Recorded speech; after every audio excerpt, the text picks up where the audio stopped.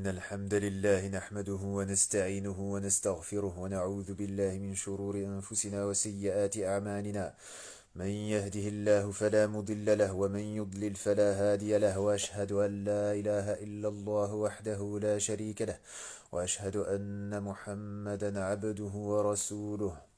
فقد قال تعالى: يا أيها الذين آمنوا اتقوا الله حق تقاته ولا تموتن إلا وأنتم مسلمون. يا أيها الناس اتقوا ربكم الذي خلقكم من نفس واحدة، وخلق منها زوجها، وبث منهما رجالا كثيرا ونساء، واتقوا الله الذي تساءلون به والأرحام إن الله كان عليكم رقيبا. يا أيها الذين آمنوا اتقوا الله وقولوا قولا سديدا يصلح لكم أعمالكم ويغفر لكم ذنوبكم، ومن يطع الله ورسوله فقد فاز فوزا عظيما. أما بعد، فإن أصدق الحديث كتاب الله، وخير الهدي هدي محمد صلى الله عليه وسلم، وشر الأمور محدثاتها، وكل محدثة بدعة، وكل بدعة ضلالة، وكل ضلالة في النار. Assalamu alaikum wa rahmatullahi wa barakatuh. Bienvenue à toutes et à tous, chers frères, chères sœurs, chercheurs de la vérité, sur Radio Al-Fath, la radio de la conquête des idées. Rime involontaire, décrivant une réalité, celle de la reconquête de ce territoire qui est le territoire intelligible, sans, encore une fois, verser dans le néoplatonisme. Donc j'espère que ceux qui ont suivi l'échange fraternel, agréable, prolifique, constructif entre les frères Zied Razouani, Wilson, Youssef Hindi et moi-même.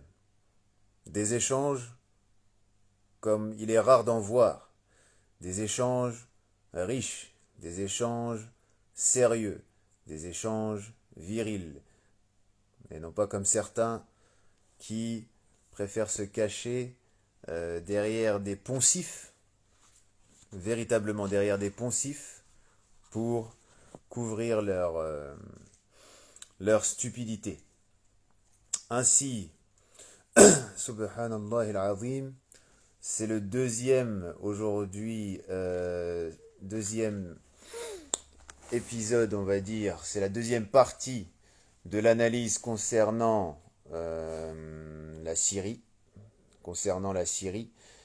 à savoir les racines historiques et le poids géostratégique de la guerre civile syrienne. Donc c'était avant-hier que j'avais fait ce sujet, la première partie, aujourd'hui c'est la seconde partie. On va continuer se basant sur le travail de Vladimir Slavutich, qui est très intéressant puisqu'il nous livre une vision assez simple, assez abordable de la question, en commençant bien sûr par aborder la Syrie Ba'athiyya. Certains pensent que Ba'athi égale forcément... Alors le terme Ba'ath, c'est la Renaissance. Lorsque l'on dit Ba'athi, d'un point de vue doctrinal, cela peut être assimilé à shirki, mais en soi, ça ne l'est pas au niveau sémantique. Donc, le Ba'ath, c'est la Renaissance, et l'auteur commence justement par un retour sur l'établissement de la Syrie panarabe socialiste. Donc, nous en étions arrivés à Quneitra. Donc la ville de Quneitra et sa situation sur le plateau du Golan qui est des plus misérables. Donc je préviens encore une fois que toute personne troublant le live, pour quelque raison que ce soit, toute personne troublant le live sera expulsée manu militari. Donc, je reprends la page. Ne vous inquiétez pas, ça arrive. Comme dirait le ministre Darmanin, t'inquiète pas, ça va bien se passer. Se basant bien sûr sur le coach sportif Maître Yoda. On n'oubliera pas la référence. Darmanin apparemment est un grand consommateur de vidéos YouTube et de mèmes. T'inquiète pas, ça va bien se passer.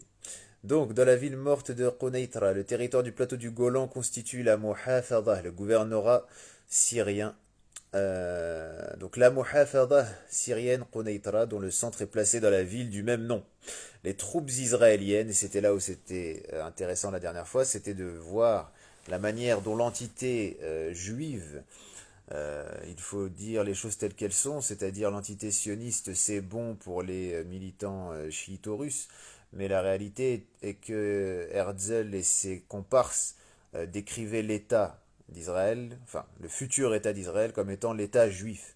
Donc il est intéressant de voir à quel point l'État juif a la main mise sur une bonne partie du territoire syrien et en quoi cela est problématique, en quoi cela freine la volonté de, enfin le mouvement euh, révolutionnaire armé contre le régime Ba'athi.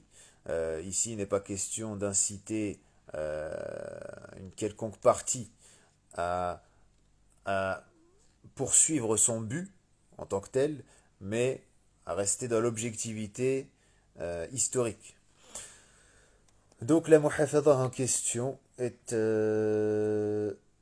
la capitale est Quneitra de cette Muhafadha même. Les troupes israéliennes ont envahi le Golan en 1967. Jusqu'à 1987, la région se trouvait sous contrôle de l'armée de défense d'Israël. 7 ans plus tard, l'ONU a introduit ses casques bleus, c'est-à-dire des soldats fantoches qui reçoivent une formation militaire, on ne sait pas pourquoi, et qui ne servent strictement à rien si ce n'est qu'à faire de la figuration. Wa alayka salam wa rahmatullahi wa barakatuh, akhi.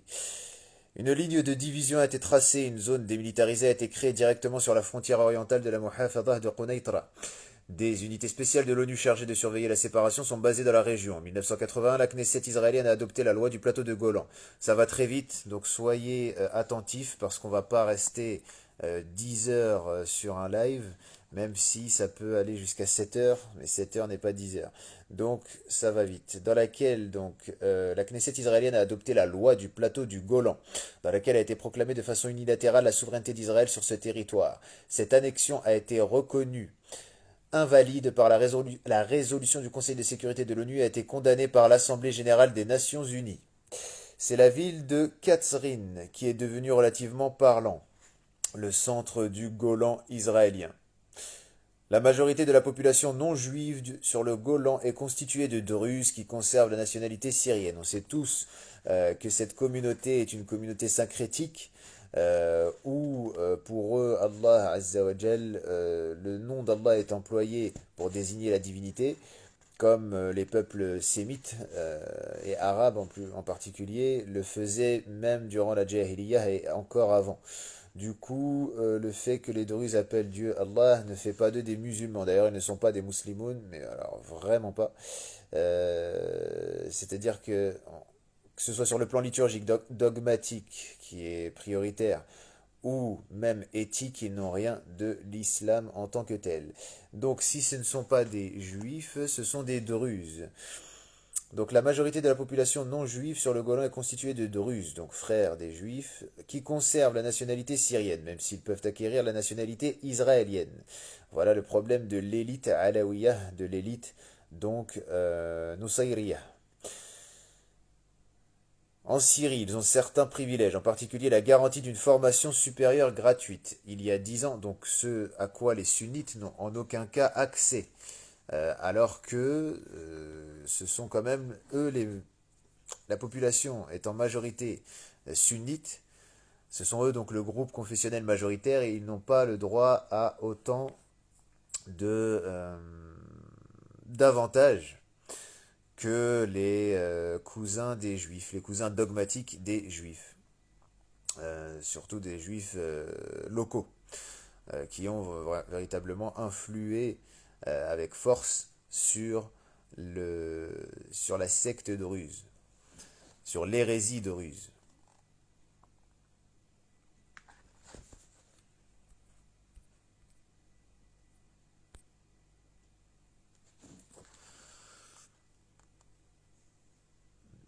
Il y a 10 ans, donc en 2006, puisque l'œuvre en question date de 2016, il y a 10 ans, la population du plateau du Golan comptait 40 000 personnes, dont 20 000 Druzes, 19 000 Juifs et environ 2 000 Alaouites.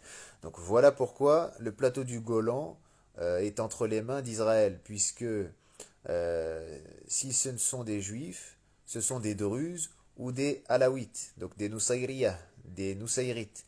Et c'est là où c'est intéressant de voir que ces trois confessions cohabitent sur le même territoire. Ce qui ne veut pas dire que les Alaouites n'ont pas de velléité anti-israélienne. Ce serait complètement faux de prétendre cela. Mais dans le quotidien, au quotidien, ces trois communautés, ces trois groupes confessionnels cohabitent. Donc il y avait 40 000 personnes sur le plateau du Golan il y a 10 ans, 20 000 Druzes, 19 000 Juifs et environ 2 000 Alaouites. Le plus grand village de la région est le village druze Majd el-Shems. Majd el-Shems, donc la gloire du soleil. Et eux adorent le soleil. 8 800 habitants y vivent. Initialement, il s'agissait uniquement des militaires de l'ONU qui avaient le droit de libre circulation entre la Syrie et Israël. Mais en 88, les autorités israéliennes ont permis aux pèlerins druzes de passer sur le territoire syrien pour pouvoir visiter le temple d'Abel, situé dans la Muhafadha voisine de Dar'a. Ainsi, les Druzes fiancés à un Syrien ont-elles eu le droit de passer du côté syrien sans avoir la permission de revenir. La République arabe syrienne et Israël se trouvent de jurés en état de guerre, c'est-à-dire sur le terrain du droit. Juridiquement, ils sont en guerre. Car le traité de paix entre ces deux pays n'a jamais été signé. Les ruines de Quneitra. Les petites aumônes du régime d'occupation à la population du plateau du Golan ne peuvent pas effacer les crimes d'Israël sur le territoire occupé syrien. L'ancienne ville de Quneitra, que les occupants ont détruite après la guerre de 73, est encore aujourd'hui en ruine. Et on l'a méthodiquement détruite après le prétendu accord de paix selon lequel elle aurait dû être redonnée à la Syrie. Le gouvernement syrien a pris la décision de laisser les ruines telles quelles en mémoire de la barbarie des envahisseurs venus de Tel Aviv. À Quneitra, pas un seul bâtiment n'est resté entier, il n'y a plus que des fragments de béton. Dans les jardins morts, parmi les pommiers desséchés, tels d'immenses pierres tombales, les toits plats couverts de fissures et de brèches reposent sur les fragments de murs. Cette image rappelle le Liban du Sud. Là-bas, les commandos israéliens bombardaient de la même manière les maisons des Libanais et des Palestiniens pendant l'opération cyniquement baptisée Paix en Galilée. Le système est le même, la technique est au point. La Palestine, la Quneitra, la bande de Gaza, la Cisjordanie, le Liban du Sud, etc. Les calculs de ceux qui envoient les poseurs de bombes sont véritablement cruels. Leur but est de faire sauter la maison de sorte que le toit pesant plusieurs tonnes s'écroule sur les ruines, pour qu'il ne soit possible ni de les démonter, ni de les enlever. Voilà le terrorisme israélien dans toute sa splendeur. Terrorisme d'État qui plus est. Ainsi, plus jamais on ne pourra faire renaître à cet emplacement une habitation humaine. C'est comme cela que les Israéliens ont fait sauter la ville de Quneitra 10 ans durant, selon un plan précis, maison après maison. Ce n'est que le 25 juin 1974 qu'ils ont quitté la partie est de cette ville où, avant sa démolition, vivaient 16 000 personnes. Les frontières ouest de Quneitra, elles, sont encore aujourd'hui sous l'occupation israélienne. Ici, il y avait une école, là-bas une autre, des ruines, et le sinistre silence, comme si les voix des enfants n'y avaient jamais résonné.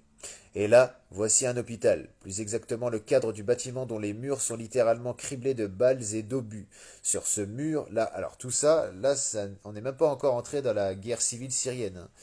Ça, c'était du temps de l'occupation israélienne qui est toujours effective sur le plateau du Golan. Donc là, voilà. Et là, voici un hôpital, plus exactement le cadre du bâtiment dont les murs sont littéralement criblés de balles et d'obus. Sur ce mur, les commandos israéliens s'entraînaient à leur technique d'assaut. Mais au préalable, cet hôpital de 400 places avait été dévalisé par les occupants. L'immense croix et le croissant rouge représentés sur le toit plat de l'hôpital ne l'ont pas sauvé. Les voleurs ont pris tout ce qu'ils ont pu prendre, même les dalles de marbre italien qui recouvraient les marches des escaliers ont été impitoyablement dépouillées. Les fils électriques ont été coupés, les tuyaux d'eau et les portes de l'ascenseur emportés. Le même destin a frappé le cinéma, Andalousie. On en avait déjà parlé de ce fameux cinéma. Wa alayka salam wa rahmatullahi wa barakatuh.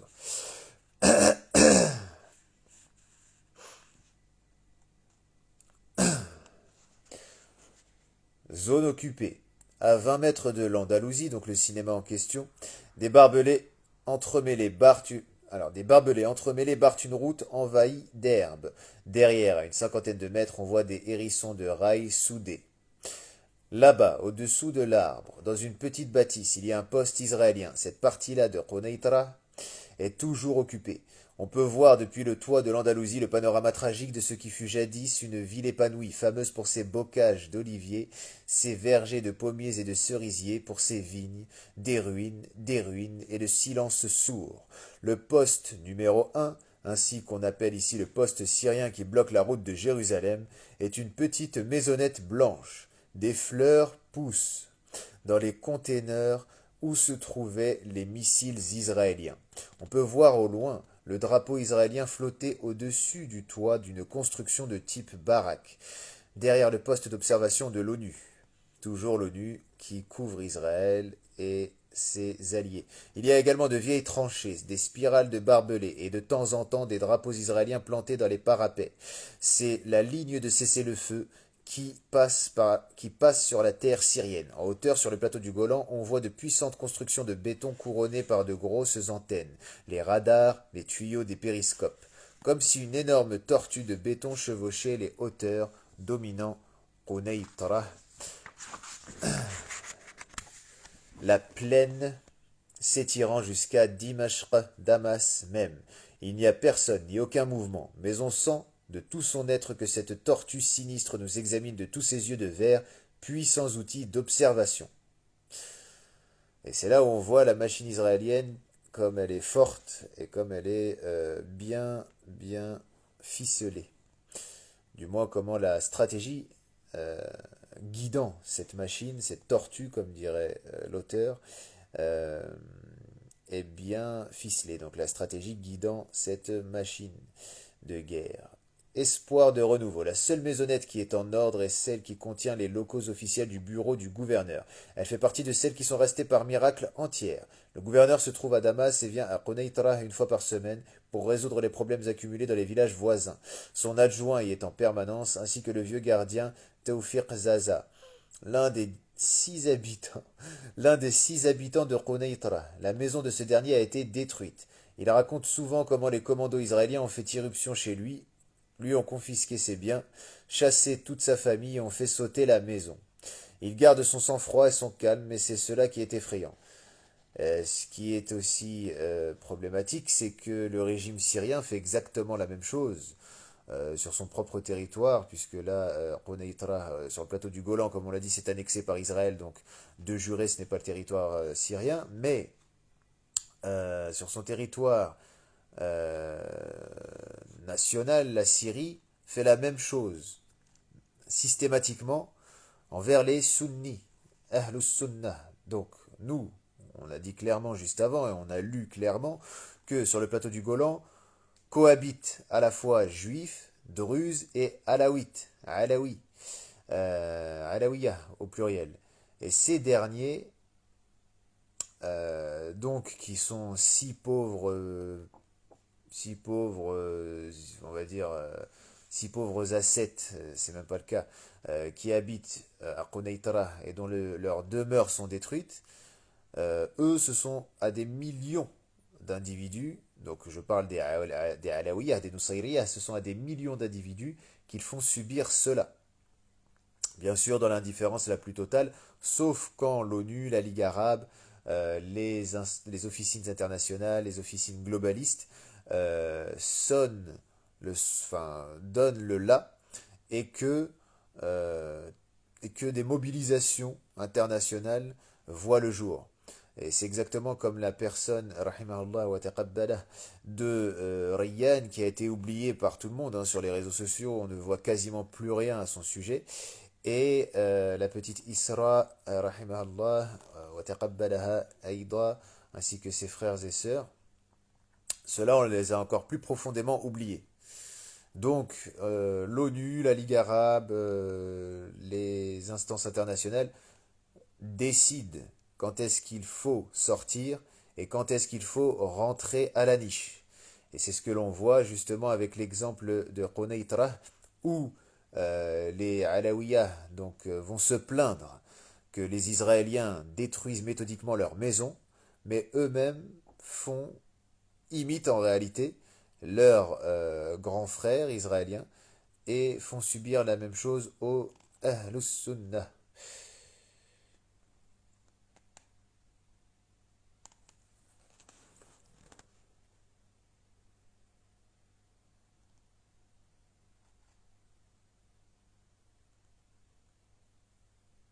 Donc le gardien en question, le, le- le- le fameux Tawfiq Zaza, garde son sang-froid et son calme, et c'est bien cela qui est effrayant. Il ne peut pas échapper à sa douleur, elle sera à ses côtés jusqu'au bout de sa vie. Dans l'une des pièces de la maison, on voit une sorte de musée amateur. Sur une grande table basse, il y a la maquette de la ville telle qu'elle était avant le 25 juin 1974. Dans un coin, sous une vitre, se trouvent des pages du Coran, en partie carbonisées, retrouvées dans la mosquée brûlée. Même chose que fait subir au Masajid Sunniya le régime syrien alaoui. Dans l'une des pièces de la maison, on voit une sorte de musée amateur, ça c'est dit. Le gouverneur pense qu'il y a encore de l'espoir, ainsi qu'il l'a déclaré à l'occasion d'une rencontre avec des journalistes. Nous voulons la paix et nous sommes prêts pour cela, réfléchit Adnan Moussa. Mais une paix juste et non basée sur la capitulation auprès des occupants. Jamais, sous aucune condition, nous ne céderons notre terre à Israël. Et donc, c'est la même chose que l'on observe vis-à-vis des sunnis. Et les sunnis sont sous occupation alaoui. Effectivement, l'État syrien est Nusayri, même si c'est une minorité. Mais cette minorité impose son dictat, entre guillemets, euh, envers les sunnites. Et c'est ce que les sunnites disent aujourd'hui. Nous ne céderons pas, non pas notre terre, mais nous ne céderons pas notre foi aux Nusayri. Comme le disaient les pro-rebelles, que Bachar larguait des bombes bien plus violentes que celles des Yahoud. Ah, effectivement, effectivement. À Konaïtara, les travaux allaient bon train. De nouveaux poteaux en béton armé étaient en train d'être installés. On déroulait d'énormes dévidoirs de câbles. La vie reprenait dans les proches environs, ce qui signifiait que Konaïtara continuait à se battre malgré tout.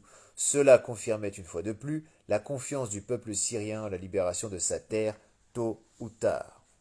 Le cousin de Hafid avait tenté de faire un coup d'État à l'époque.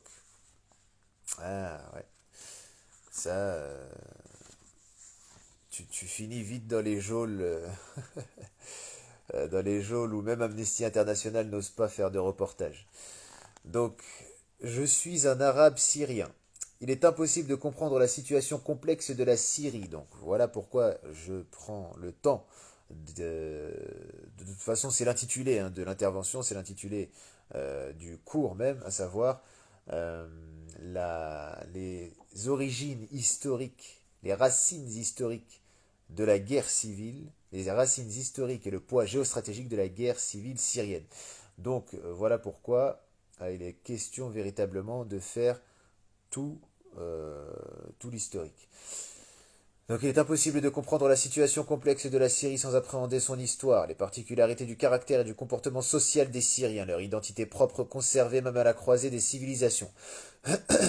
On trouve certaines des plus justes observations chez Alexander Philonik, chargé de recherche au Centre d'études arabes et islamiques. Il a une réputation méritée de connaisseur de renom de l'histoire, de l'économie et des mœurs de beaucoup de pays arabes, y compris la Syrie. On peut alors tenir compte de ces conclusions que nous exposons ci-dessous. Une identité singulière. Selon Alexander Philonik, les particularités de la perception du monde extérieur par les Syriens, de leurs états d'âme, de leur réaction à la réalité qui les entoure, s'est formée au cours des siècles. Les conditions matérielles de vie, les vagues d'invasion et de conquête, en soudant ensemble différents peuples et groupes ethniques, ont contribué à la création de l'image psychologique de la Syrie contemporaine. Pourtant, les Syriens d'aujourd'hui ne sont pas que le produit du mélange prolongé de différents types ethniques au sein d'un même territoire.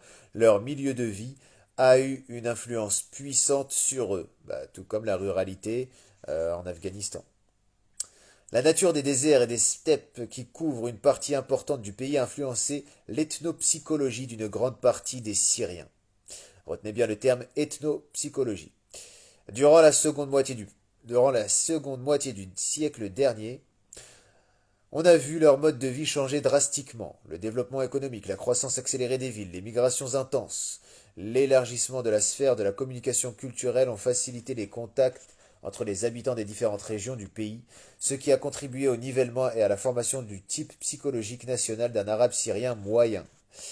Il est vrai qu'en rentrant en contact avec les Syriens, on comprend que derrière leur dignité, leur prudence et leur obstination se cache un mode de vie nomade, difficile, dangereux, antique et vénérable. C'est ce que j'attendais. Un mode de vie antique. Ça, c'est la Syrie nous fait penser à la Syrie, à l'apostrophe A2SIRIE.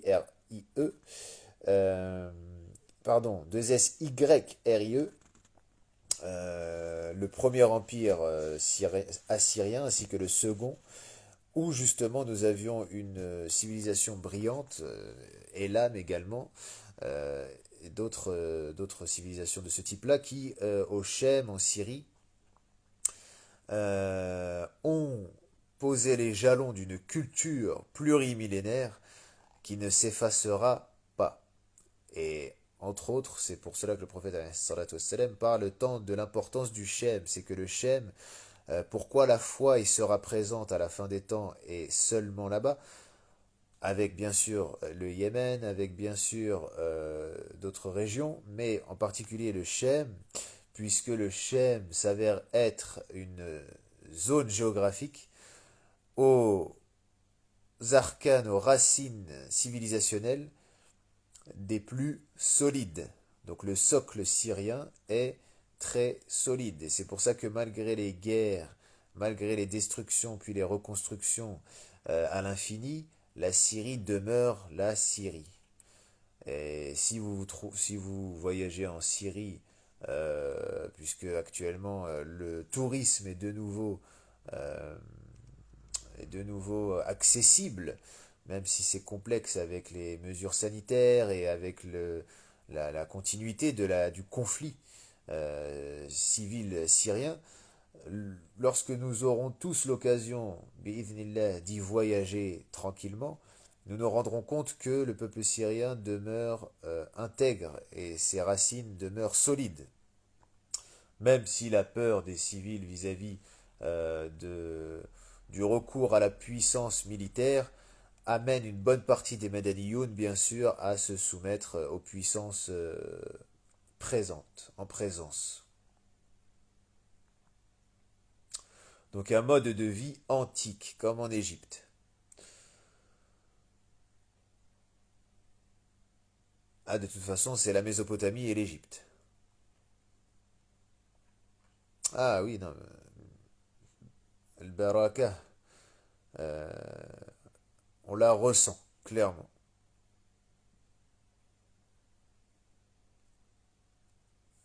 Enfin, je dis ça, mais moi je n'y suis pas allé. Mais dans ce genre d'endroit, encore une fois, comme je disais juste avant, l'Égypte, l'Irak, la Syrie, donc la Mésopotamie et l'Égypte, ces deux grandes civilisations antiques, euh, donc ces deux grandes civilisations qui ont brillé de tout temps et notamment durant l'Antiquité, qui continuent aujourd'hui hein, d'être à la une de toutes les actualités. Euh, on sent, on ressent cette baraka. Na'am. Et on peut ressentir aussi l'effet des égrégores, et ça c'est encore autre chose. Alors, reprenons. Il est vrai qu'en rentrant en contact avec les Syriens, on comprend que derrière leur dignité, leur prudence et leur obstination se cache un mode de vie nomade, difficile, dangereux, antique et vénérable. De même, à travers leur spontanéité, leur sociabilité et leur ouverture d'esprit, on voit la vie de plusieurs générations d'habitants des plaines. C'est comme en Égypte. D'agriculteurs pour qui la lutte pour survivre n'était pas aussi dure, ce qui a laissé une trace complètement différente dans la manière de se comporter de leurs descendants. Mais à travers cette diversité multiforme de la psychologie nationale, la multitude de styles et de normes de comportement, de regards et de réactions aux réalités de la vie, on voit émerger dans leurs traits de caractère quelque chose de commun qui permet d'avoir une idée de ce que sont les Syriens. L'estime de soi, parfois exagérée, se révèle dans le comportement de certaines personnes à travers leur rapport avec les étrangers et leurs compatriotes. Ça, c'est magnifique. L'estime de soi, tant qu'elle est maîtrisée, même si elle peut paraître aux yeux des individualistes postmodernes, occidentaux, complètement ternes et qui n'ont pas d'identité, et que leurs frères d'extrême droite leur rappellent à juste titre, leurs frères d'extrême droite leur rappelant à juste titre cette réalité, l'estime de soi est vraiment et l'exaltation de l'estime de soi et l'exaltation de la volonté de soi est également, bien sûr, dans une démarche spirituelle et cheminante, amenant à l'anéantissement, à l'extinction de celle-ci, doit être justement notre leitmotiv. De toute façon, celui qui n'a pas, comme dirait l'un de mes grands frères, celui qui n'a pas d'ego finira par être un Lego. Pour le mondialisme, un Lego. C'est-à-dire que l'ego bien placé, l'ego maîtrisé est essentiel. Les Arabes ont tendance à essentiellement se laisser guider par deux impulsions. Bon, ça c'est un peu de la démagogie, mais on va écouter ce que dit l'auteur. D'une part, c'est le désir de se mettre en valeur, mais de l'autre, c'est la volonté, dans une certaine mesure, de faire preuve de souplesse. Résultat de nombreux siècles d'humiliation nationale, l'impuissance que l'on ressent dans une certaine situation crée souvent des complexes chez les gens, qui compensent alors par l'exagération de leurs propres capacités. On le voit dans la tendance à percevoir comme insulte le scepticisme à l'égard des qualités personnelles exagérées. Bon voilà, ça c'est le côté négatif. Après, l'auteur étant russe, voilà, il a des visions assez eurasiennes. Il a une vision assez eurasienne de l'affaire, de la chose. Mais même si on remarque que chez de nombreux Syriens une tendance à l'individualisme, on voit quand même dominer, comme chez d'autres Arabes, la peur de se séparer de la communauté ou d'une autre cellule sociale locale. Et c'est tant mieux, et c'est ce qui fait la force d'un peuple.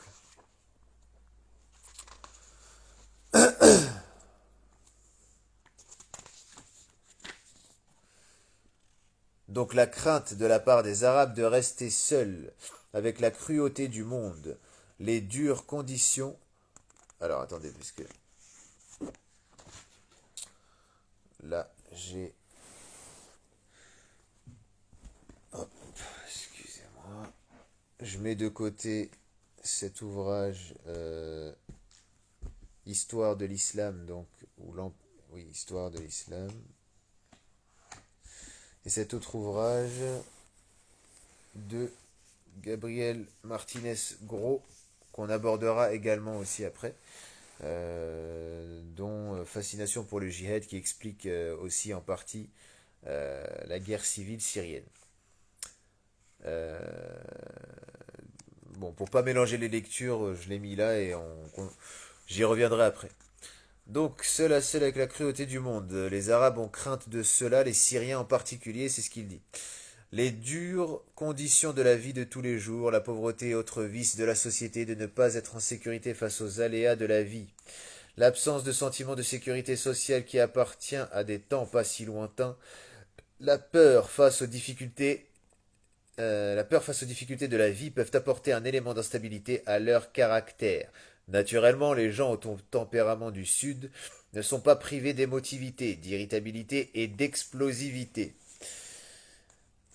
Mais tant que c'est maîtrisé, encore une fois, c'est très bien. Ce sont de belles qualités. C'est essentiellement cela que l'on retrouve à l'origine des conflits, mais seulement dans des cas extrêmes, en particulier lorsqu'ils sont publics. Les Syriens, en masse, ne sont pas un peuple de conflit. S'il y a entre eux des malentendus qui ne peuvent être résolus sur place, la suite se passe à l'abri des regards indiscrets. Cela ne signifie pas qu'il est impensable de tomber sur des scènes d'explication orageuses ou des conversations où le ton a monté. Il arrive qu'il faille séparer les débatteurs les plus ardents, mais en règle générale une telle mesure est déjà considérée comme extrême et ne donne au conflit qu'un aspect dramatique, puisque dans la plupart des cas on ne recourt pas à la force physique. Si un conflit éclate au vu de tout le monde, les passants interviennent sans faute immédiatement et de façon décisive. Non par curiosité, mais par un désir sincère d'arrêter le scandale, car arranger les choses par la voie du conflit est indécent, et que c'est insultant pour la moralité publique. Une tradition d'accueil. Les caractéristiques typiques des Syriens sont avant tout la courtoisie et l'hospitalité, qualités propres aux Arabes en général depuis l'époque païenne, et qui sont renforcées par les conditions de vie difficiles dans le désert et les menaces constantes faites à leur sécurité personnelle. Les bases morales et éthiques du comportement de l'arabe semblent en grande partie composées de deux concepts, le courage et la générosité, accompagnés sans faute de l'hospitalité. Ces qualités se manifestent dans le milieu populaire par la volonté de défendre l'humilité et d'offrir sa protection aux plus faibles, malgré le fait que, dans l'Antiquité et durant les temps modernes, le territoire de la Syrie a été balayé par de nombreuses guerres et que son histoire a été jalonnée d'événements sanglants. Les Syriens ne sont pas un peuple belliqueux. Ils sont caractérisés par leur gentillesse, leur bonté, leur cordialité, leur désir de vivre en paix entre eux et avec les voisins. Avec leurs voisins, il est digne d'éloge que les Arabes sachent se divertir sans consommer de boissons alcoolisées, même si le mot alcool est d'origine arabe. Bon, voilà, ça c'est des comment dire des crochets inutiles, surtout impertinents. Pourtant, en Syrie, il n'y a pas d'interdiction comme dans certains autres pays arabes.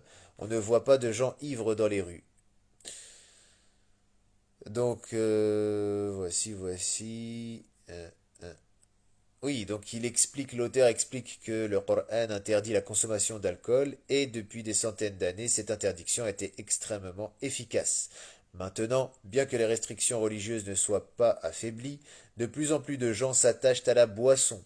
Apparemment, ce sont la complexité de la vie moderne et l'accélération de son rythme qui font négliger les restrictions. Bah, comme dans tous les pays du Sud, l'alcool est le fléau des travailleurs notamment. Lorsque la société passe d'une société donc, on va dire, en voie de développement à une société industrialisée, à ce moment-là, l'alcool, les drogues, la prostitution, tout ceci s'accompagne justement du plein emploi et compagnie. Les Syriens sont très sociables, on peut amorcer une conversation pratiquement avec n'importe qui. En plus, de nouvelles personnes vont s'ajouter à la discussion, et le cercle des auditeurs s'élargira aussi.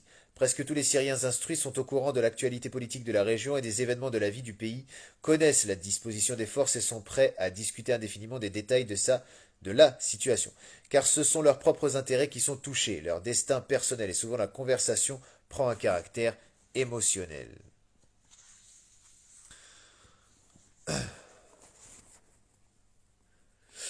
Généralement, les Syriens, peut-être même plus que les Arabes des autres pays, présentent une forte politisation et un goût pour les activités politiques et sociales. Les manifestations de masse des années 40-50, les protestations contre l'annexion de la Syrie au bloc et pacte militaire de l'époque d'après-guerre, la lutte contre les riches locaux pour les droits vitaux des travailleurs, tout cela s'est toujours passé avec la participation de grands rassemblements populaires et a provoqué des soulèvements généraux. Lors de la cérémonie où on a annoncé l'union politique entre l'Égypte et la Syrie, en 1958, le président syrien s'est adressé à Jamal Abdel Nasser en disant qu'il lui passait les rênes de 4 millions d'hommes politiques, ce qui était la population de la Syrie à l'époque. Donc 4 millions d'habitants en Syrie, sont assimilés à 4 millions d'hommes politiques, tant la conscience politique syrienne est importante. Il est intéressant de noter que chez les Arabes, il existe une multitude de diverses anecdotes qui présentent peut-être un caractère international.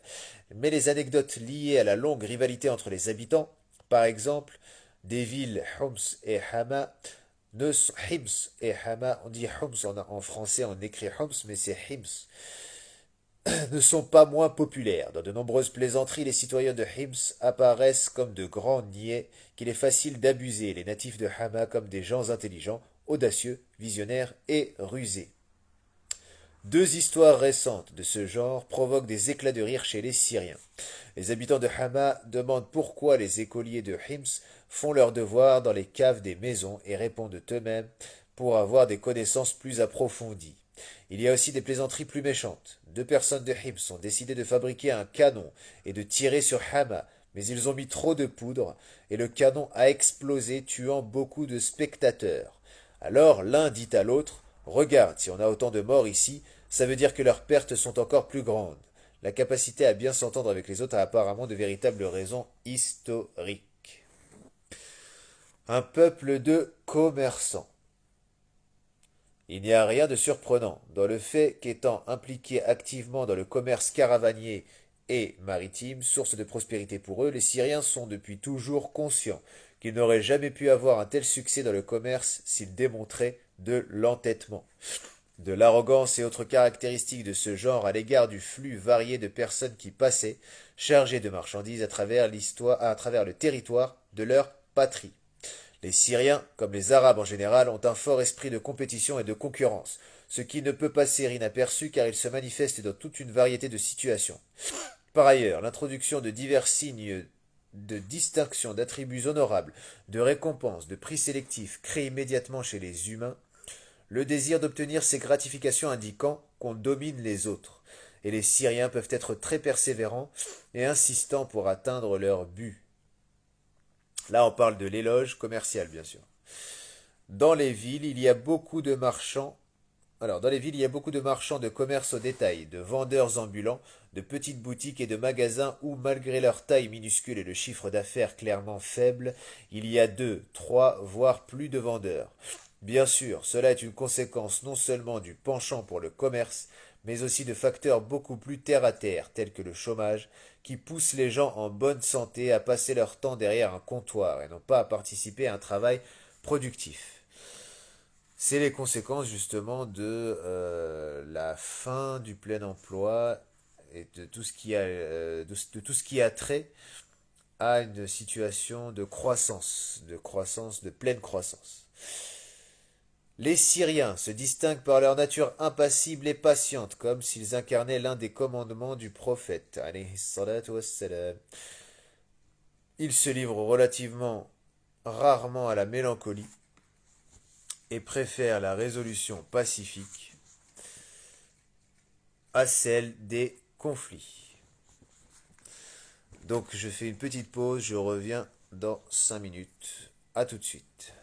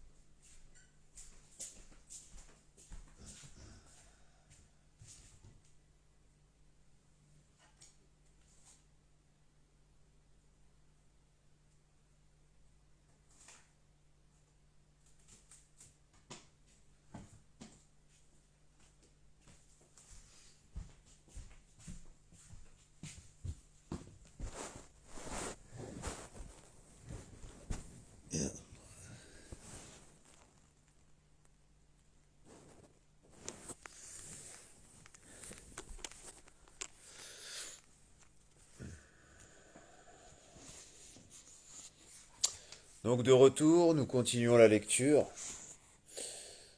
Cependant, il ne faut pas penser que la patience et la tranquillité sont présentes en toute occasion. Il arrive qu'on voit des explosions d'émotions dans les files d'attente des magasins coopératifs où les plus pauvres font leurs courses. Ici, donc alors, on a tendance à regarder les Arabes d'un œil avec un œil occidental. Bon, là, c'est la vision d'un Eurasien, russe. Ce que l'on peut observer, c'est que en France, où le peuple est germano-celte, il n'y a pas de, enfin, en majorité, ce ne sont pas des Arabes, et pourtant c'est la même chose qui a lieu en France. Donc il y a des similarités ethnopsychologiques entre les Germains et les Arabes, intéressantes à soulever. C'est pour ça que les Germains ont toujours apprécié l'islam, ont toujours apprécié l'arabité, ont toujours apprécié le monde oriental dans sa composante arabo-islamique. Entre autres, bien sûr, parce que l'ethnopsychologie est très importante. Donc l'ensemble des traits éthiques, des traits de caractère d'un peuple.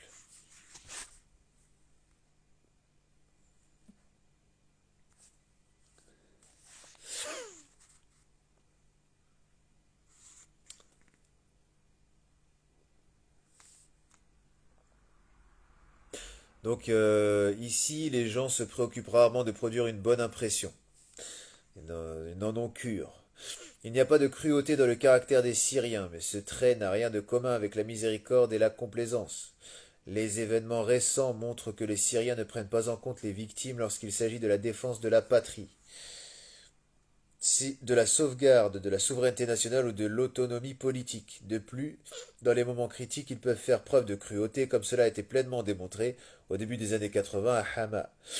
Cette grande ville est devenue le berceau de l'activité débridée, armée et antigouvernementale de fondamentalistes islamiques qui agissaient sous le nom de frères musulmans. La lutte armée qu'ils ont provoquée a causé beaucoup de dégâts et de pertes humaines. C'est ce qui est en train de se passer dans le cadre de la guerre civile. Effectivement. Par contre, en ce qui concerne la mansuétude euh, syrienne, c'est en cela que les étrangers, notamment venus renforcer les rangs des organisations djihadistes, ont pu choquer, ont pu déranger au plus haut point les locaux. Les étrangers venus d'Europe, notamment d'Europe de l'Ouest, de la France en particulier, euh, ont véritablement laissé une mauvaise impression, se sont comportés de manière générale euh, sans éthique, sans morale, euh, faisant fi de la morale envers donc les populations locales et qui sont connues pour être justement des populations euh, pleines pleines de calme et de volonté conciliatrice. Entre laïcité et religion, plutôt entre sécularisme et religion, puisque la laïcité c'est un produit français. Oui, c'est un concept français la laïcité. Autrement, on parle de sécularisme ou de sécularité. Le facteur islamique s'est manifesté dans la vie politique de l'État sous une forme brusque et de manière tout à fait accablante. Dans le même temps, la Syrie a été marquée par d'autres développements de symboles musulmans, qui font partie intégrante de la vie des Syriens. On peut citer les mosquées, les minarets, les mu'adhdhinoun, le type de vêtements des musulmans orthodoxes, les versets du Coran accrochés dans les maisons et les lieux publics, le discours même des Syriens parsemé de références au Coran et de proverbes populaires dans lesquels on devine une origine religieuse. Tout cela est une réalité actuelle. Heureusement. Pendant des centaines d'années, le Coran a fait office de manuel scolaire. La voix des mu'adhdhinoun amplifiée par des haut-parleurs résonne encore dans les villes syriennes, tissant les prières dans la mémoire des auditeurs.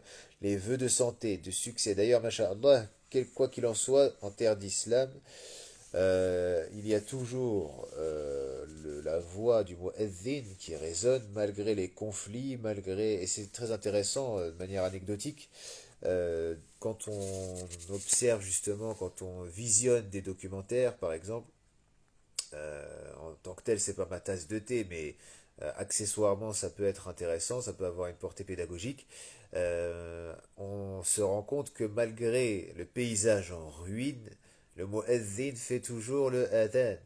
Et donc, quoi qu'il en soit, tu as la conscience, comme dans les hadiths où le prophète alayhi salatu wassalam parle du Dajjal et de sa durée sur terre, un jour, le premier jour comme étant un an, le second comme étant un mois, le troisième comme étant une semaine, et le reste comme comme vos jours, et le reste comme vos jours. Les Sahaba ont posé la question, suffit-il donc pour le jour d'une année que nous prions une seule fois euh, le Fajr, une seule fois Dhuhr, Asr, Maghrib et Isha, donc une seule fois chaque prière? Il leur répondit non. Il leur répondit non. Et donc je mets en parallèle de cela la situation de guerre, puisque lorsque nous ne sommes pas en guerre comme ici, beaucoup de musulmans, beaucoup de musulmans trouvent des excuses illégitimes pour ne pas prier par exemple à l'heure, pour ne pas prier même du tout. Là nous sommes en temps de guerre, et tu entends quand même le adhan, tu n'as aucune excuse lorsque tu es en paix, à notre époque notamment, puisque nous parlons là de contemporanéité, pour ne pas accomplir ta prière. Et si tu le fais pour obtenir l'agrément de ton patron, tu glisses rapidement vers la ta'a. Et si tu obéis au kafir, si tu obéis à ces awliya, aux awliya ou mushrikin, كما قال تعالى في سورة الأنعام ولا تأكلوا ولا تأكلوا مما لم يذكر اسم الله عليه وإنه لفسق وإن الشياطين ليوحون إلى أوليائهم ليجادلوكم وإن أطعتموهم إنكم لمشركون. Donc, ce, ne mangez pas de ce sur quoi le nom d'Allah n'a pas été prononcé, et certes, ceci est une perversité. Et les diables inspirent à leurs alliés, donnent inspiration à leurs alliés, afin qu'ils vous confondent, afin qu'ils vous confrontent euh, sur le terrain de la rhétorique. Et si vous leur obéissez, vous êtes alors des idolâtres, des polythéistes. Donc, celui qui s'adapte à son patron, et c'est pas le contraire, c'est-à-dire le patron, lui, si on se réfère au contrat de travail moderne, au contrat de travail en soi, celui qui établit le salariat, dans le contexte français, l'employeur doit se plier aux volontés de l'employé afin que ce dernier puisse travailler de manière efficace, fournir un travail qui soit de qualité. Donc rien qu'à ce niveau-là, celui qui pense qu'il doit se casser le dos, se plier en 4 ou en 8 pour que son employeur soit satisfait, en espérant une misérable augmentation, celui-ci déjà fonce droit vers un abîme profond. Et religieusement, dogmatiquement, le fait de lui obéir entre dans le cadre de cette ayah dans Suratul An'am. Donc, ta'a, shirk ta'a, kufr ta'a. Et donc, en l'occurrence, shirk. Innakum la mushrikoun. Donc, tout ça pour dire que pendant la guerre, dans les ruines, et c'est très poétique puisqu'on a un Nietzsche qui marchait dans les ruines pendant la guerre, euh, dans les ruines, on entend toujours le mot Ezzin, et cela rappelle à ceux qui, en temps de paix, dans des sociétés où la guerre n'existe pas, où la guerre n'est pas le quotidien, trouvent quand même des excuses pour ne pas prier à l'heure, et pour ne même pas prier du tout. Sachant que lorsque tu ne pries pas à l'heure, tu ne pries pas en réalité, sauf durant As-Safar. Et As-Safar, ce n'est pas l'Amal. Et l'Amal ou Ibadah, ce n'est pas un hadith, même pas un hadith qui est gharib, c'est un hadith qui est munkar. Donc le facteur islamique s'est manifesté, voilà, il fait son pleurnicheur, le mot Eddin, voilà, dans les villes syriennes, tissant les prières dans la mémoire des auditeurs. Les vœux de santé, de succès, les conseils, les projets pour la journée sont accompagnés par de nombreuses références au Seigneur. La connaissance du Coran, la capacité de le mémoriser en intégralité et de pouvoir le citer suscite l'approbation de l'ensemble des habitants du pays. Pourtant, l'augmentation des symboles musulmans est plutôt propre à la ville. La laïcité, ou le sécularisme plutôt, en concurrence avec la religion dans la place d'influence de l'esprit des gens, donc en l'occurrence la sécularité, en concurrence avec la religion dans la place d'influence de l'esprit des gens, s'est affirmé depuis longtemps dans la pensée et les actions des Syriens. Bien qu'il soit difficile de croire que les idées athées aient pu se propager dans les villes et surtout déterminer les opinions des paysans, elles ont pourtant contribué à l'atmosphère générale dans laquelle la religion n'était plus un concept absolu. Les racines islamiques des Syriens ne semblent pas aussi profondes que, par exemple, dans les monarchies d'Arabie. En tout cas, un Syrien, à la question Qui es-tu ne répondrait jamais Je suis musulman. C'est problématique si c'est réel. Plutôt je suis un arabe syrien. Donc encore une fois, là il y a de la démagogie. Mais il a pu constater, l'auteur a pu constater cela en justement, comme il le dit lui-même, fréquentant le milieu urbain. Effectivement, dans le milieu urbain, on a un détachement vis-à-vis de la religion qui est fort. Dans toutes les sociétés, c'est ainsi. Donc montrant que c'est sa nationalité qui lui importe le plus et non pas sa religion. Donc là, il est bien fier, l'auteur, de tout cela. L'islam en Syrie, jusqu'à récemment, n'était pas militant, et les croyances ne semblaient pas obscurantistes. Depuis toujours, le pays était ouvert à d'autres religions. Donc lorsque tu es conservateur, musulman conservateur, tu es un obscurantiste. Depuis toujours, le pays était ouvert à d'autres religions grâce au commerce, au voyage, et sa population communiquait activement avec de nombreux représentants d'autres pays, se familiarisaient avec leur culture et transmettaient la sienne via des moyens pacifiques. Le fait que la plupart des habitants étaient sunnites, une branche moins rigide et plus tolérante de l'islam que le chiisme, a quand même libéré la Syrie du fanatisme religieux inhérent à d'autres pays musulmans. En outre, la prévalence d'une population religieusement homogène a permis pendant de nombreuses années d'éviter les conflits pour la suprématie dans la vie spirituelle, politique, économique entre les différentes communautés religieuses et leur a fourni une existence paisible et sans rivalité. Une des deux seules exceptions furent les massacres entre musulmans et chrétiens en 1861, provoqués par les autorités de l'Empire ottoman. Mais une telle vague de violence n'était pas habituelle pour les Syriens. Malgré une conscience de masse à dominante religieuse, la Syrie, encore à la fin du XIXe siècle, est devenue un terrain fertile pour l'émergence d'idées nationales libérales et de tendances démocratiques, et pour l'assimilation de l'idéologie des révolutions sociales parmi les représentants des secteurs les plus avancés de la société. La lutte pour les mentalités de la société syrienne, dans laquelle un grand désir de démocratie de style européen a permis au parti de la résurrection, comme on le citait tout à l'heure, arabe et socialiste, Ba'ath, se rapprochant du pouvoir, de construire une organisation strictement laïque, basée sur les forces sociales progressistes. Il a mis l'accent non pas sur l'islam, mais sur le nationalisme arabe dans sa facette laïque, déclarant la construction de la société arabe socialiste. Cependant, étant donné que l'activité du parti se déroulait dans un milieu musulman, il était évident qu'un élément islamique était présent dans sa doctrine. Pour cela, on a mis en avant la thèse du rôle particulier de l'islam, car inséparable de l'arabisme, de la nation arabe, de ses buts et objectifs. Voilà la petite nuance quand même très intéressante et pertinente concernant l'arabisme syrien et l'arabisme laïque en tant que tel. Parce que beaucoup de gens disent panarabisme. Le panarabisme, c'est lorsqu'il y a volonté d'unité des différents peuples arabes ou des différents pays, des différents États-nations arabes. Mais l'arabisme, c'est ce qui...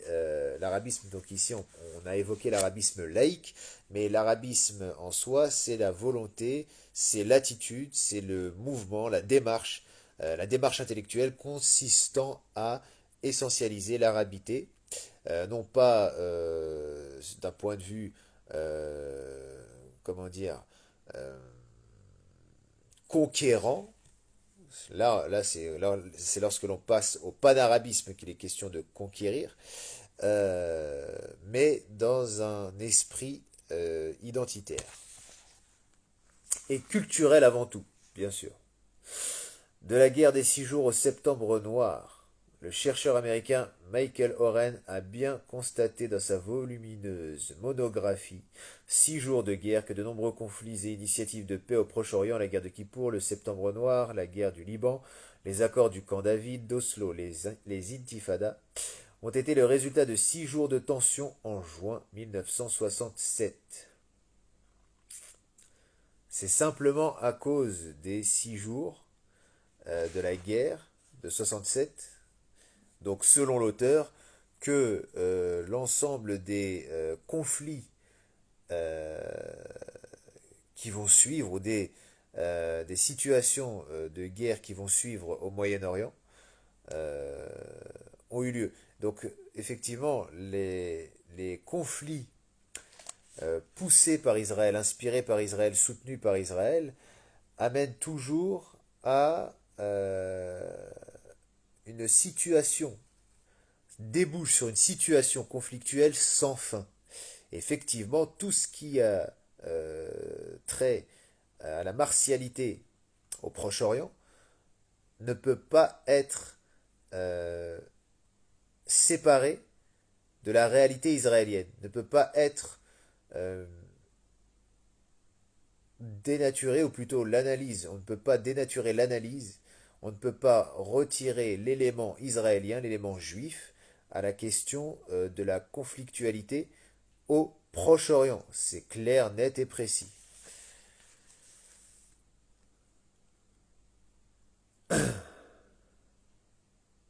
Donc en 67, la Syrie était depuis plusieurs mois au bord d'une guerre avec Israël, et les deux parties avaient participé à une série de conflits armés à la frontière. Dans un document déclassifié du ministère des Affaires étrangères de l'URSS qui retranscrit un enregistrement de la conversation entre l'ambassadeur de l'URSS en Égypte, D.P. Pojidayev, et le ministre de la Défense de la République arabe unie, Shems Bedran, il est fait référence à la concentration de 12 brigades israéliennes sur la frontière syrienne. Cela a été communiqué au ministre égyptien par les Syriens qui craignaient une éventuelle guerre avec Israël. Badran informait Pojidayev, je l'ai lu d'un coup tout à l'heure, Badran informait Pojidayev de l'envoi au Sinaï d'unités égyptiennes prêtes à venir en aide à la Syrie en cas d'invasion israélienne. Le but de l'invasion, selon Badran, pouvait être le renversement du régime syrien et l'affaiblissement de la coalition arabe progressiste dirigée par l'Égypte. Donc ça a été mis entre guillemets, un progressiste. En avril 1967, l'URSS a officiellement alerté les Israéliens sur les dangers de l'escalade du conflit. Israël est devenu de facto l'agresseur, puisqu'il a effectué tôt le matin du 4 juin 1967 des attaques aériennes sur des cibles égyptiennes et a amorcé une invasion à grande échelle. La rapide défaite des Arabes a montré à quel point l'Égypte, la Syrie et la Jordanie étaient mal préparées à la guerre. Le fait que l'armée israélienne ne se soit pas retirée des territoires obtenus pendant la guerre donne des raisons de croire que la défaite des armées ennemies n'était pas le seul but du commandement israélien. De toute évidence, les frontières tracées entre les Arabes et les Israéliens, malgré leur cohérence, ne répondaient pas aux aspirations géopolitiques d'Israël. L'un des principaux architectes de la guerre des 6 jours, le général Moshe Dayan, a dit la veille, donc le borgne, Moshe Dayan, a dit la veille de l'invasion israélienne, notre succès ne sera pas mesurable au nombre de chars égyptiens touchés, mais à la taille du territoire que nous aurons sous notre contrôle. Donc clairement, c'est de l'impérialisme et de l'expansionnisme. en l'occurrence, plus précisément.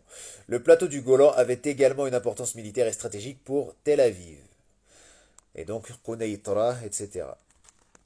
Un nouveau rapport de force. Cette guerre, qui n'a duré que 6 jours, a radicalement changé l'équilibre géopolitique au Proche-Orient. Israël, alors encore une fois, ce n'est pas Israël seul qui l'emporte contre les armées arabes, mais c'est bien Israël soutenu par les États-Unis, par une partie de la communauté européenne, communauté économique européenne, etc., la CEE.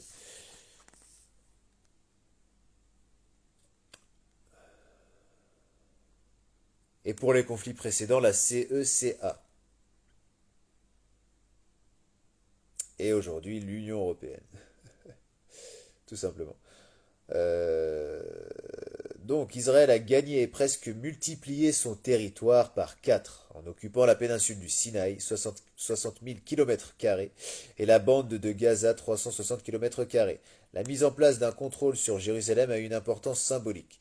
Conformément à la résolution de l'ONU numéro 181, Jérusalem devait avoir le statut de corpus separatum, mais ne l'a pas obtenu à cause de la première guerre israélo-arabe.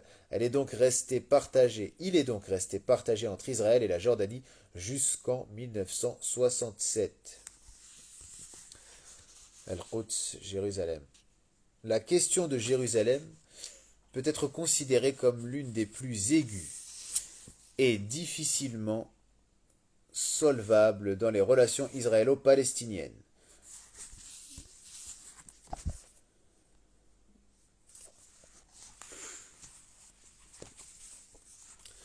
Le contrôle d'Israël sur Al-Quds est devenu l'un des principaux facteurs de la guerre idéologique, provoquant l'indignation des musulmans du monde entier qui sont devenus des adversaires de la politique d'Israël.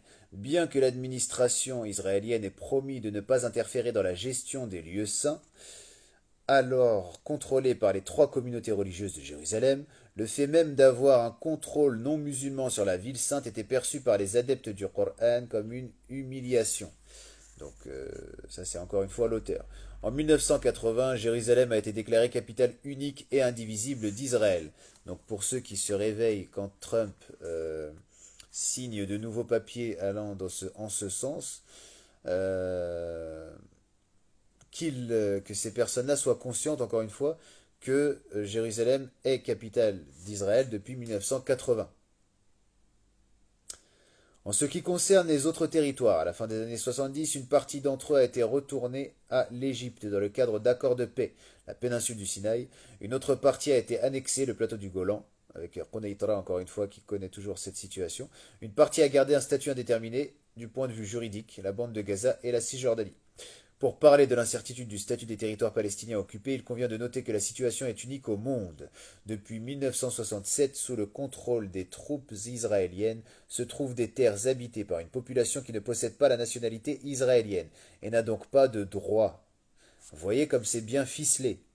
C'est pour ça que les militants pro-palestiniens, etc., bien souvent, donc ratent le coche. C'est-à-dire que clairement, ils vous parlent de choses qui sortent du cadre juridique. Et donc, on va relire la phrase de l'auteur. En ce qui concerne les autres territoires, à la fin des années 70, une partie d'entre eux a été retournée à l'Égypte dans le cadre d'accords de paix, la péninsule du Sinaï, une autre partie a été annexée, le plateau du Golan, une partie a gardé un statut indéterminé du point de vue juridique, la bande de Gaza et la Cisjordanie. Pour parler de l'incertitude du statut des territoires palestiniens occupés, il convient de noter que la situation est unique au monde. Depuis 1967, sous le contrôle des troupes israéliennes se trouvent des terres habitées par une population qui ne possède pas la nationalité israélienne et n'a donc pas de droit. C'est cela la spoliation dans toute sa splendeur, dans toute son horreur. Ces territoires n'ont pas été annexés, mais se sont trouvés sous l'occupation pendant toutes les années qui ont suivi. L'annexion de territoires palestiniens, où vivaient plus de 2,5 millions d'Arabes, aurait menacé Israël en tant qu'État-nation juif. En envahissant les territoires habités par les Arabes palestiniens, Israël a réalisé de fait l'idée de Palestine unie qui avait été proposée quelque temps auparavant à l'ONU par des pays prétendument de la minorité, de la Yougoslavie et l'Inde. Mais depuis 67, donc des non-alignés. Mais depuis 67, le peuple palestinien qui s'est retrouvé en grande majorité sous contrôle de l'armée israélienne ouvre une nouvelle page dans l'histoire de sa résistance. Non comme une composante du front panarabe, mais comme une force politique indépendante agissant dans des conditions d'occupation. Les régimes arabes n'ont pas été en mesure de résoudre la question palestinienne et de restituer les territoires occupés par Israël. De plus, ils n'ont même pas réussi à défendre leur propre territoire. Donc tout ceci, justement, amène à analyser le rôle de l'État syrien dans la lutte juridique, bien sûr, euh, en vue de récupérer les territoires palestiniens occupés. Et on va voir que ça n'a pas été très brillant, comme pour tous les États, en fait, qu'ils soient monarchiques ou démocratiques. L'ensemble des États arabes n'a pas réussi à permettre ou à faire recouvrer sa souveraineté à la Palestine. Sur l'organisation de libération de la Palestine, concernant le problème palestinien, d'ailleurs qui est soutenu ce groupe par la Syrie, par l'État alaoui, concernant le problème palestinien, il faut dire quelques mots à propos de l'origine de l'Organisation de libération de la Palestine, OLP, qui est apparue en 1964 avec la participation active de la Ligue arabe, où la Syrie a un poids non négligeable naturellement. L'initiative de la création de l'OLP appartenait au président Nasser, qui était intéressé par la présence d'une organisation palestinienne sous contrôle. C'était lui qui a insisté pour que l'avocat Ahmed Shoukairi devienne le premier chef de l'OLP. Le mouvement palestinien n'était pas uniforme et se composait de nombreux groupements politiques et militaires qui se battaient pour la place de leader et étaient soumis à la répression des pays arabes qui cherchaient à prendre le contrôle de la résistance palestinienne pour l'utiliser à leur profit. La bataille de Karameh est remportée par les Palestiniens qui, après avoir défendu Karamah est remportée par les Palestiniens qui, après avoir défendu un grand camp de réfugiés, ont même pris plusieurs chars israéliens. Après cela, l'un des héros de cette bataille apparaît sur l'arène politique. C'est le chef du Fatah, Abu Ammar, qui également connu sous le nom de Yasser Arafat. Le succès de la résistance contre l'armée israélienne a augmenté sa crédibilité auprès des Palestiniens et des autres peuples arabes qui se rappelaient encore de l'opprobre de 67.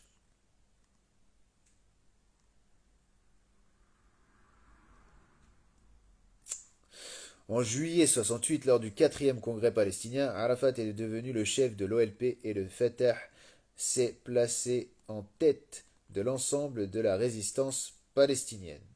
Le 1er septembre 1970, le cortège du roi Hussein a été attaqué par des militants palestiniens armés. Ensuite, les Palestiniens ont occupé la ville d'Irbid, dans la partie nord de la Jordanie, en le proclamant territoire libéré. Tout cela a conduit à des historiques et sanglants événements, comme le Septembre Noir, durant lequel l'armée jordanienne a lancé une opération de grande envergure pour chasser les militants de l'OLP, de la ville de Amman et d'autres villes, et pour balayer les camps palestiniens.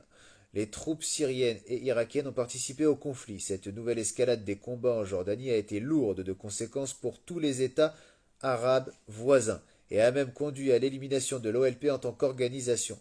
Selon diverses sources, en septembre 70, jusqu'à 20 000 Palestiniens ont été tués. Et la création d'organisations palestiniennes distinctes dans différents États arabes, mais aussi leur collusion, sont devenus un casse-tête dans un Proche-Orient déjà explosif. Les sièges de la plupart d'entre eux étaient basés en Syrie et au Liban. Donc comme nous le disions, il n'y a pas de conflictualité au Moyen-Orient sans qu'il y ait Israël derrière, sans qu'il y ait la cause juive derrière, donc au sens du judaïsme politique bien sûr. Et voilà, tout ça c'est clair, net et précis. Euh, Toute guerre au Moyen-Orient, tout conflit au Moyen-Orient constitue un profit pour l'État juif.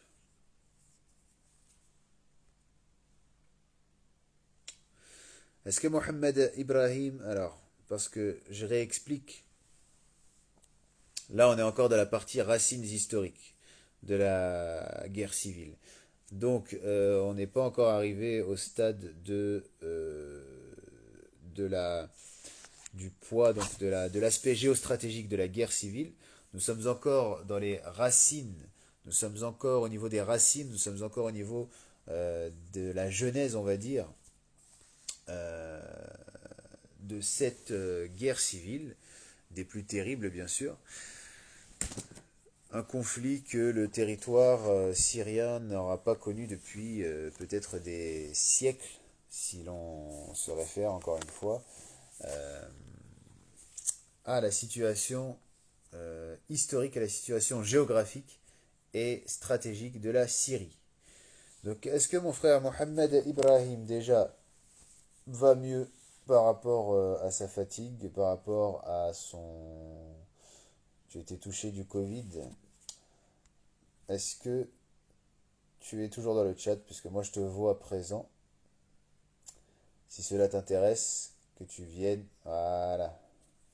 Si ça t'intéresse, que tu viennes nous partager tes connaissances concernant l'État alaoui, concernant la Syrie, donc socialiste. Alhamdulillah, thumma alhamdulillah.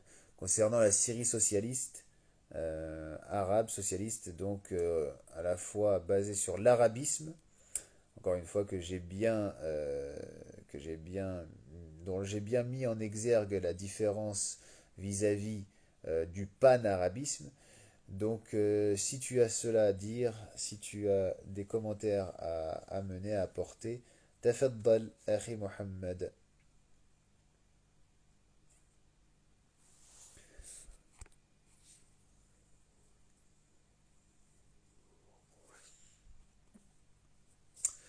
Donc, quoi qu'il en soit, il est intéressant justement de voir que sans aucune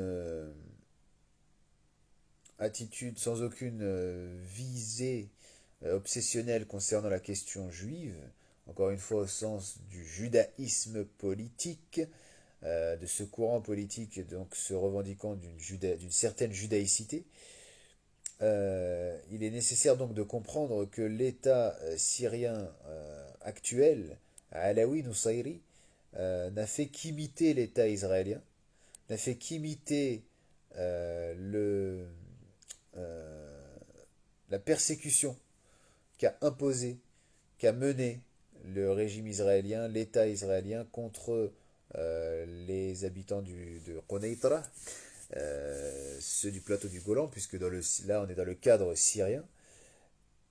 Les élites alaouiyas, les élites dites alévites, alévides plutôt, euh, n'ont fait que reproduire la même chose vis-à-vis des sunnis, vis-à-vis des ahlus sunnah. D'accord, Akhil Aziz. Alors, pour le moment, je continue la lecture. Un territoire morcelé parmi le renversement des monarchies. Oui, puisque la Syrie est un État qui, géographiquement, s'inscrit dans une logique d'hétérogénéité, puisque,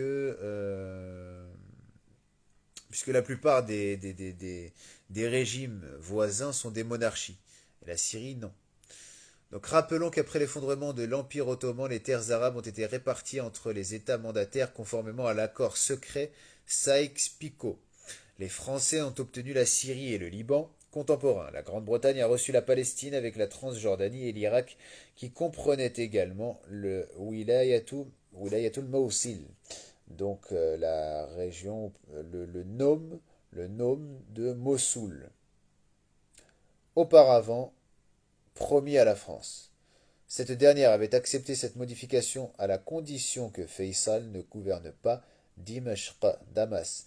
Les Anglais ont séparé la Transjordanie de la Palestine et ont créé un émirat à part, en mettant à sa tête le frère de Faisal, Abdullah, et en Palestine même fournissait un large soutien au mouvement sioniste. Très intéressant tout ça. C'est ainsi qu'ont été fondées les bases de la carte politique actuelle au Proche-Orient arabe, avec ses frontières artificielles. L'économie de ces territoires a été affaiblie par la guerre. La population rurale appauvrie affluait vers la ville, allant grossir les rangs de l'immense armée des chômeurs. Dans ces conditions, les autorités mandataires qui, en plus, menaient une politique coloniale rigide, devaient forcément faire face à la forte résistance de la population. Par la suite, cela a obligé le Royaume-Uni et la France à fournir aux pays arabes le statut décoratif d'État.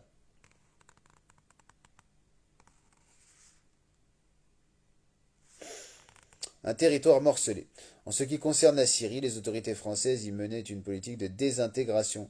Le pays a été divisé en plusieurs entités étatiques minuscules. Le Grand Liban, l'État de Damas, l'État d'Alep, le Sandjak d'Alexandrette, l'État des Druzes, le territoire des Alaouites. Ah ouais, quand même, ça fait le Grand Liban. Alors, 1, 2, 3, 4, 5, 6. Ah ouais, c'est très divisé quand même. Alors, attendez. En ce qui concerne les autorités françaises, ils menaient, oui, c'est ça, il y en a bien 6. Et c'est la France qui faisait cela. Donc les autorités mandataires ont bien évidemment tenté de jouer sur les dissensions religieuses des habitants du pays, puisqu'il y avait des chrétiens, principalement des uniates maronites, au Liban, des Druzes, dans la région montagneuse de l'État des Druzes, aujourd'hui Jebel al-Arab au sud. Donc eux, ils se sont permis de dire que c'était leur État, que c'était leur région, alors que les Arabes, eux, ont tenu tête et ont dit non. Bon, après, il y a des... Enfin, c'est toujours une opposition, hein, de ce type-là. Alors, celui entraîné... Donc la population du pays a accueilli ces nouveaux dirigeants sans enthousiasme. Cela a entraîné des soulèvements populaires. En fin de compte, les Français ont été contraints de proclamer la création de la Fédération des États autonomes de Syrie.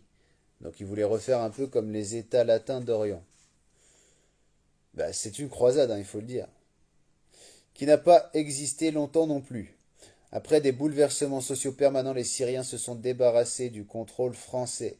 Cela s'est passé à la suite de l'utilisation par Paris de la force militaire contre les manifestations de protestation sociale à Dimashq. Bientôt, l'Organisation des Nations Unies, notamment fondée par l'Égypte, l'Irak, la Syrie, le Liban et l'Arabie Saoudite, a adopté une résolution qui a obligé la France et la Grande-Bretagne à quitter la Syrie et le Liban. Et c'est pour ça qu'il faut faire preuve de nuance, puisque malgré tout, ces États arrivent à obtenir des avantages, arrivent à obtenir des, euh, comment dire, oui, des moyens donc de progrès euh, pour l'avancée de la cause arabe, de la cause palestinienne, de la cause islamique. Mais ça reste minime, ça reste minime. Ce sont des efforts très malheureusement qui sont vite écrasés.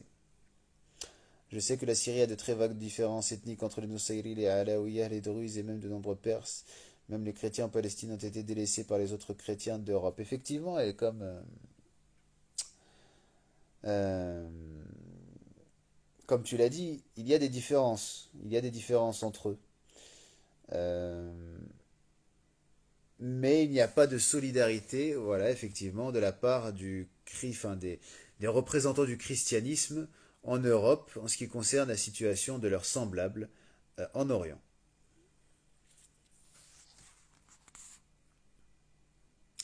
Donc là, on voit bien, on y arrive bientôt, on comprend comment fonctionne à peu près la Syrie politiquement, culturellement, ses alliances avec les forces extérieures, enfin avec des pays étrangers plutôt, son alliance avec des forces étrangères, euh, et viendra bien sûr la question naturellement et on a déjà commencé à l'aborder, du rapport entre le régime syrien minoritaire, enfin qui est composé d'une minorité, à savoir lui, hein, le Alaoui, quand bien même on ne rentre pas dans les détails, c'est une minorité.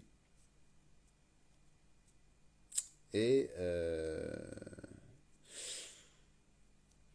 Voilà, donc ce qu'il faut comprendre encore une fois, c'est que la Syrie est un pays, est un État complexe, enfin, est une civilisation complexe, est une nation complexe, et euh, la, lorsque la minorité impose un dictat à la majorité, forcément, cela amène à une situation explosive. Et aujourd'hui, nous vivons, nous sommes encore en plein dans nous vivons, nous observons extérieurement ce conflit toujours actif.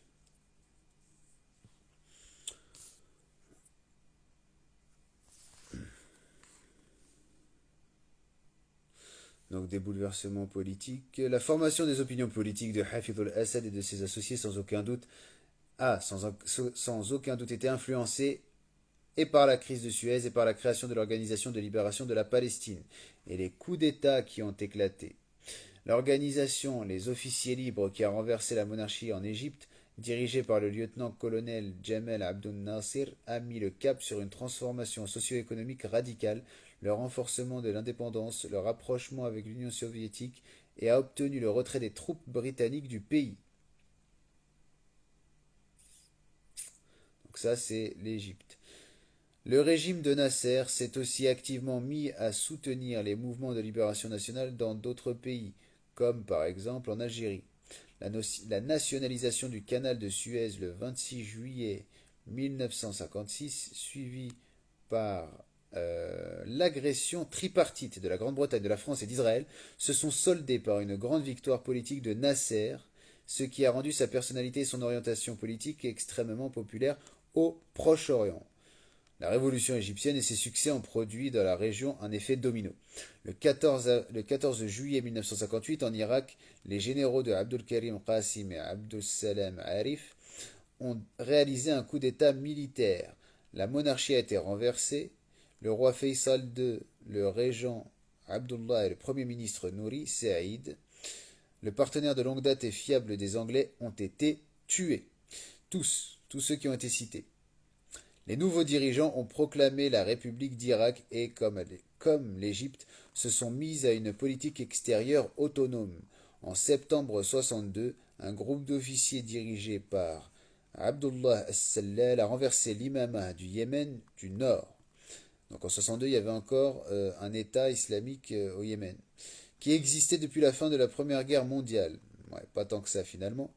La jeune République devait faire face à la résistance royaliste et elle a pour ce faire reçu l'aide de Nasser qui a envoyé les troupes égyptiennes. Le 1er septembre 69, un coup d'État similaire a eu lieu en Libye, où un groupe d'officiers unionistes panarabistes dirigé par le lieutenant-colonel Muammar al-Qaddafi a renversé la monarchie de la dynastie des Sénoussi.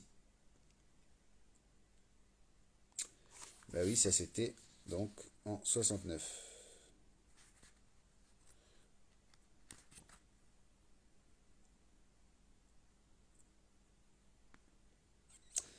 Donc Muammar al-Qaddafi a renversé la monarchie de la dynastie des Sénoussi et a proclamé la République. La République, tout simplement. Il a proclamé la République.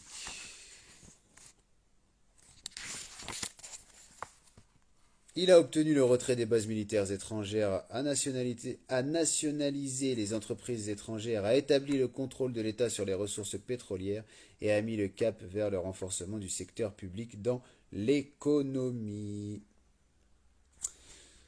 Donc voici mes frères et sœurs. Bon, cela fait 1h30, c'est un live assez court, mais c'est mieux que pas de live du tout.